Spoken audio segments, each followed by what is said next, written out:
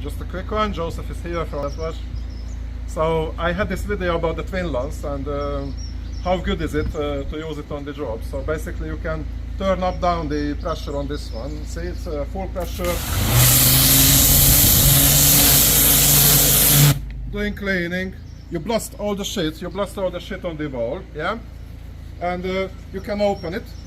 As soon as you open it, it drops the pressure down, yeah? See, even, look at that. You can make a quick rinse anytime. It's really great.